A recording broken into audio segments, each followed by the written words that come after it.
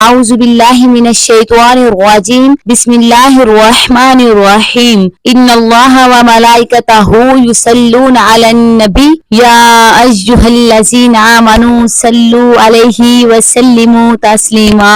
میرے معزز سامعین السلام علیکم ورحمۃ اللہ وبرکاتہ۔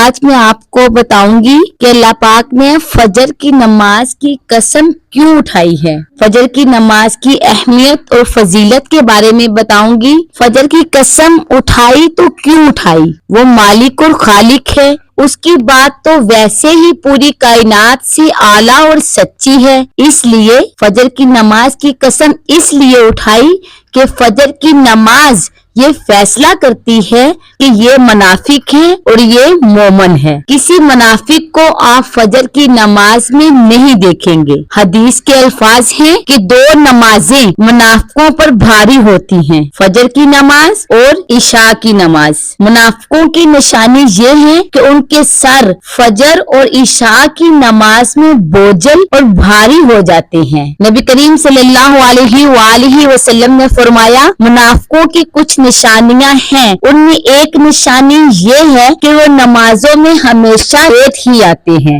فجر کی قسم اس لیے بھی اٹھائی کہ فجر اور عصر کی نماز پہ فرشتوں کی ڈیوٹیاں چینج ہوتی ہیں۔ صبح کی نماز جب ہو رہی ہے تو فرشتے آ جاتے ہیں، رات جنہوں نے انسان کے ساتھ گزاری ہوتی ہے وہ واپس چلے جاتے ہیں، عصر کو یہ واپس جاتے ہیں تو نئے فرشتے آ جاتے ہیں۔ تو اللہ پاک فرشتوں سے سوال کرتے ہیں اچھا یہ بتاؤ تم کہاں گئے تھے؟ حالانکہ اللہ کے علم میں ہے۔ فرشتے جواب دیتے ہیں اللہ ہم زمین پر گئے تھے۔ اللہ پوچھتا ہے میرے بندوں کو کس حال میں چھوڑ کر آئے ہو؟ فرشتے جواب دیتے ہیں اللہ جب تیرے بندوں کے پاس گئے تب بھی وہ نماز ہی پڑھ رہے تھے، صبح کی نماز، جب واپس آئے تب بھی وہ نماز ہی پڑھ رہے تھے۔ اس پر اللہ عز و جل فرماتا ہے اچھا پھر گواہ رہنا میں نے ان سب کو معاف کر دیا۔ سبحان اللہ۔